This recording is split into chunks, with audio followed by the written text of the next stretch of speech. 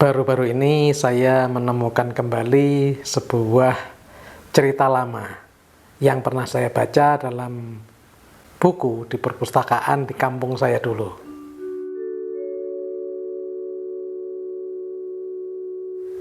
Cerita ini tentang seorang sosok yang namanya disebut Nasruddin Hoja. Hoja artinya Tuan Guru. Jadi Nasruddin Hoja dapat disebut sebagai Tuan Guru Nasruddin. Dalam kisah tersebut digambarkan Tuan Guru Nasruddin sedang duduk jongkok di depan rumah. Waktu itu malam hari, suasananya sangat gelap.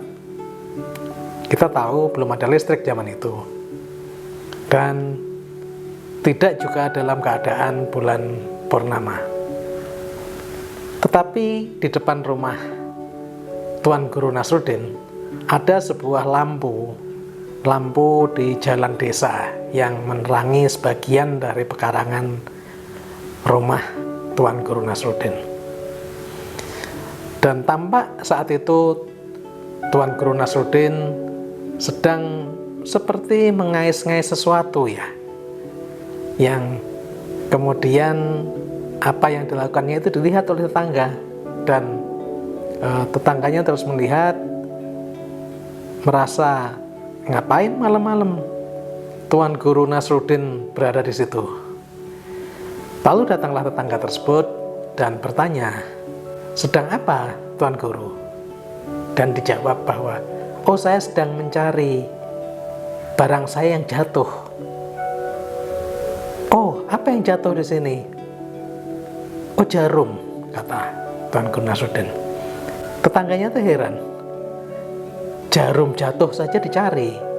Dia kira yang jatuh itu sesuatu yang berharga, misalnya seperti koin emas. Tapi ini cari jarum.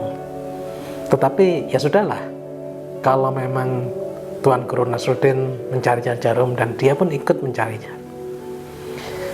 Semenit, 3 menit, sampai 10 menit berlalu dan tetangganya itu tidak menemukan yang dicari itu, dan Tuan Guru Nasruddin juga masih saja mencari-cari ke sana.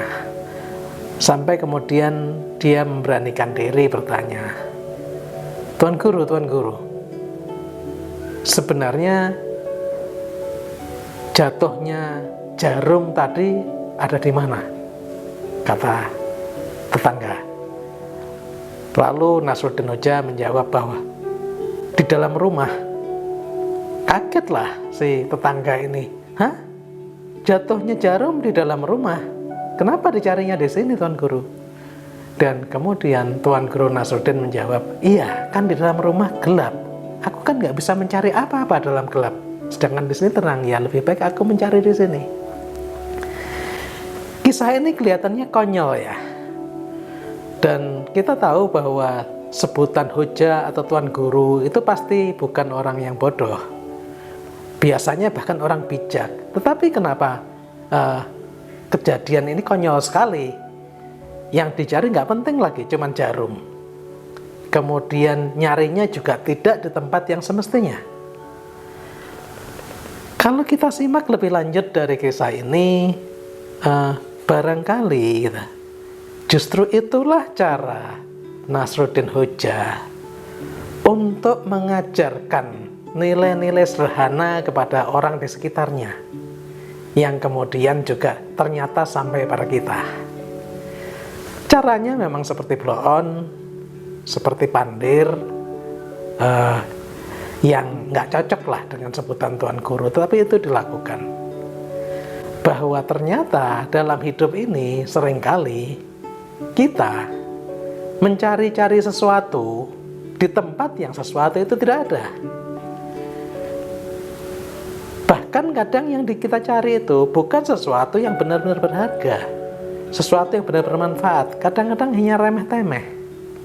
Hanya karena tadi, bahwa di luar tadi terang, sementara di dalam gelap.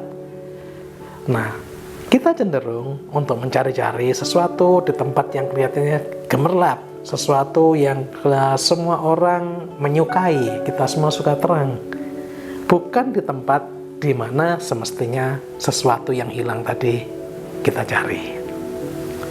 Kisah Nasruddin Hoja ini hanyalah salah satu dari hikmah-hikmah kecil yang kita bisa dapatkan dalam kehidupan sehari-hari. Ada banyak lain hikmah kecil di sekitar kita yang akan sangat baik ketika hal-hal seperti ini dapat kita bagi satu sama lain.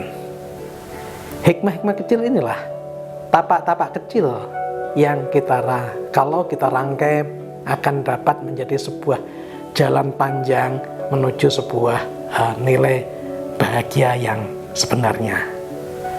Saya, Zaim Warawi, bertekad untuk terus ikut berbagi cerita-cerita hikmah-hikmah kecil, nilai-nilai spiritual sederhana seperti ini sebagai bagian dari jalan panjang untuk meraih bahagia bagi kita semua melalui sebuah kanal yang kita sebut kanal Samara ini.